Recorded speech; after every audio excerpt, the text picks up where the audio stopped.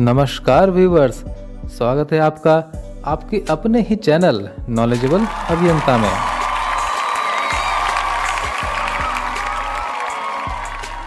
आज की इस वीडियो में हम लोग जानेंगे भारत के विभिन्न शहरों के नामों की उत्पत्ति यानी ओरिजिन के बारे में। बचपन से ही हमने बहुत सारे शहरों के नाम सुने हैं। कई शहर के नाम के अंत में पूर लगा होता है, बहुत सारे शहरों के नाम के अंत में आबाद लगा होता है, कुछ के नाम के अंत में गढ़ लगा होता है तथा कुछ के नाम के अंत में नगर लगा होता है। आइए इन सबों को डिटेल में समझने की कोशिश करते हैं। शुरुआत करते हैं वैसे शहर के नाम से जिन शहरों के नाम के अंत में पुर लगा होता है। पुर एक संस्कृत वर्ड है जिसका अर्थ होता है शहर।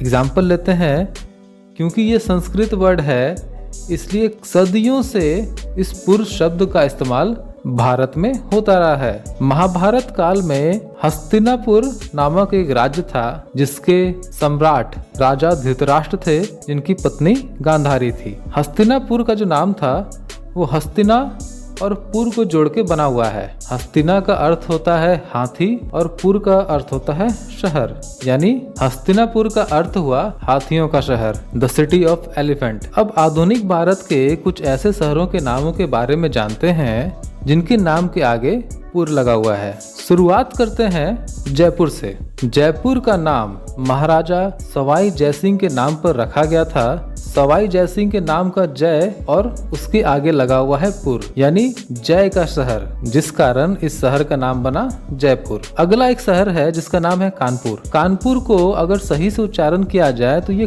कान्हापुर होता है। अब यहाँ पे लोगों का दो मत है। कुछ का कहना है कि ये कान्हा कृष्ण जी की कान्हा है और कुछ लोगों का कहना है कि ये कान्हा कर्ण से आया है। तो कान्हा का शहर कानपुर। अब आते हैं नागपुर। नागपुर शहर के बीचों बीच नाग नदी बहती है। इसी नदी से इस शहर को नागपुर नाम दिया गया है। एक और शहर है जबलपुर। महर्षि जबाली के नाम पर रखा गया है इस शहर का नाम। महर्षि जबाली ने नर्मदा नदी के किनारे घोर तप किया था, इसीलिए जबलपुर का नाम महर्षि जबाली के नाम पर रखा गया है। अगला एक शहर है रायपुर। रायपुर शहर का नाम ब्रह्मदेव राय के नाम पर रखा गया है, जिन्होंने रायपुर शहर की स्थापना की थी। अगला एक शहर है बिलासपुर। बिलासपुर शहर का नाम बिलासा नाम की एक मछुआरी महिला के नाम पर रखा गया है। अब एक शहर का नाम लेते हैं, वो है गोरखपुर। गोरक्षनाथ इनका एक दूसरा नाम भी था, गोरखनाथ। इनका एक मंदिर गोरखपुर में स्थित है। गोरखनाथ के नाम पर ही इस जगह का नाम गोरखपुर पड़ा। नेपाल का एक जिला भी इन्हीं के नाम पर रखा गया है, उस जिले का नाम है गोरखा। अब एक इंडस्ट्रियल सिटी की बात करते हैं जिसका नाम है जमशेदपुर। जमशेदपुर का नाम टाटा के फाउंडिंग फादर यानी जमशेद जी नौशेरवान जी टाटा के नाम पर रखा गया है। जमशेद जी ने ही 1907 में इस जगह पर टिस्को कंपनी की स्थापना की थी और तब से जमशेदपुर शहर की नींव रखी गई है। तो जमशेद जी के सम्मान में जमशेदपुर का नाम जमशेदपुर रखा गया है। अब बात करते हैं उदयपुर सिटी के बारे में। महाराणा उदय सिंह द्वितीय, जो महाराणा प्रताप के पिता भी थे, उनके नाम पर उदयपुर शहर का नाम रखा गया है। अब बात करते हैं भागलपुर के बारे में। भागलपुर का शुद्ध नाम है भगदत्तपुरम, जिसका मतलब होता है सौभाग्य का शहर। लेकिन समय के साथ इसका नाम थोड़ा बिगड़ गया और आज हम लोग इसे भागलपुर नाम से जानते हैं। एक और शहर है जिसका नाम है खड़गपुर। खड़गपुर शहर राजा खरगा मल्ला के नाम पर रखा गया है, जिन्होंने खड़गपुर पर शासन किया था। एक और शहर है बरहमपुर। बरहमपुर का नाम भगवान ब्रह्मा के नाम पर रखा गया है, यानी ब्रह्मा द्वारा बसाया गया शहर बरहमपुर।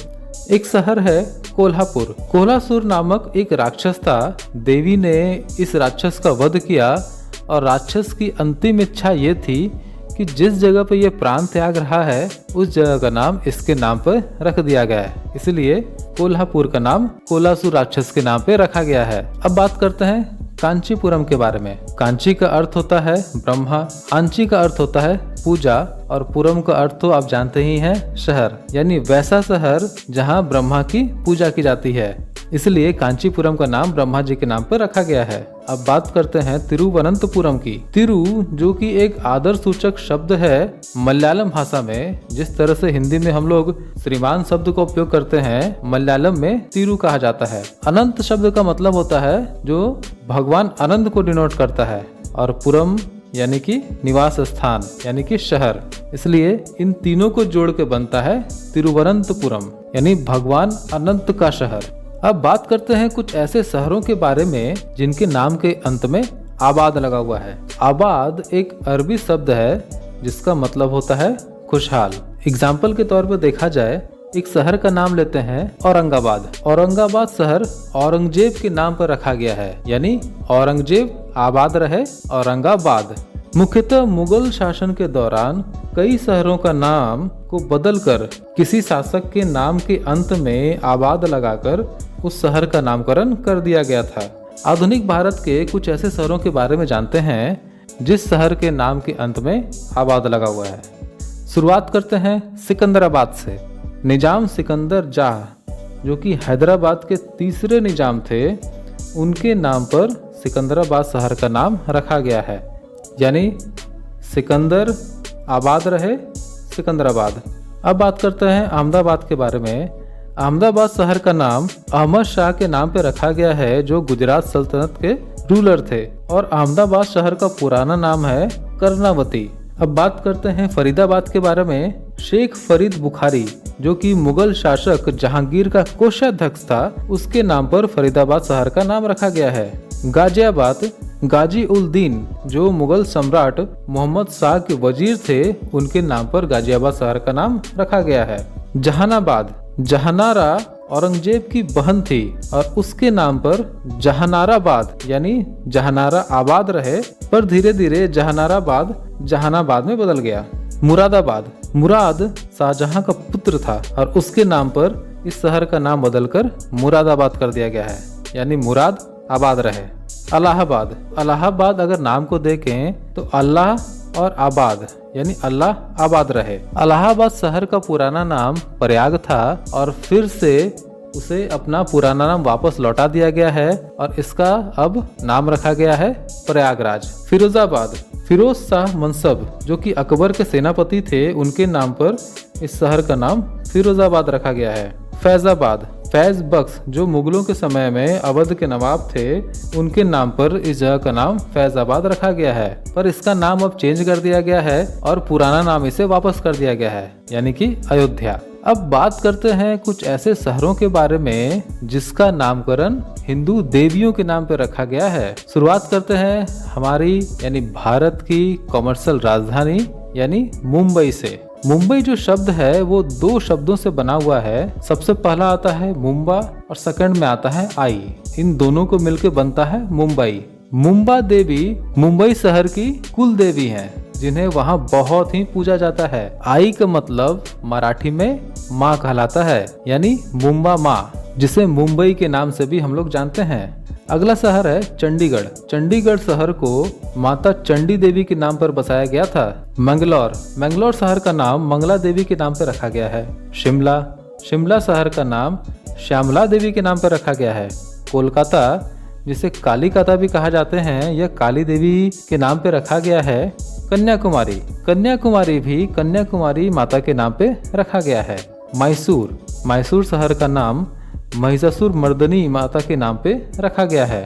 अंबाला, अंबाला शहर का नाम अंबा देवी के नाम पे रखा गया है। दुर्गापुर, दुर्गापुर शहर का नाम दुर्गा माता के नाम पे रखा गया है। नैनीताल, नैनीताल शहर का नाम नैनी देवी के नाम पे रखा गया है। विजयवाड़ा, विजयवाड़ा शहर का नाम विजया दुर्गा माता के नाम पे रखा गया है। तारापीठ, तारापीठ शहर का नाम माँ तारा के नाम पे रखा गया है। संबलपुर, संबलपुर शहर का नाम माता समलेश्वरी के नाम पे रखा गया है। कुछ और शहरों के बारे में भी बात कर लेते हैं। भुवनेश्वर, जो कि उड़ीसा की राजधानी है, इसका नाम त्रिभुवनेश्वर यानी तीनों लोकों के स्वामी के नाम पे रखा गया है, जो कि है भोलेनाथ यानी भगवान शिव। हरिद्वार शहर, इस नाम का मतलब होता है हरि का द्वार यानी भगवान तक पहुंचने का रास्ता। जालंधर शहर, जालंधर एक राक्षस था और उसके नाम पर जालंधर शहर का नाम जालंधर रखा गया है। इंदौर। इंदौर शहर में इंद्रेश्वर मंदिर जो कि इंद्र भगवान को समर्पित है और इंद्र के नाम पे ही इस शहर का नाम इंदौर रखा गया है। गया। गया शहर का नाम गयासुर राक्षस के नाम पे रखा गया है। कुछ और शहरों के नाम का मतलब समझते हैं। आंध्र प्रदेश में एक शहर है भीमावरम जिसका अर्थ होता है the gift of Bhima. Chalukya शासक भीमा ने इस शहर में एक शिव जी का मंदिर बनवाया था और तभी से भीमावरम शहर की नींव रखी गई थी।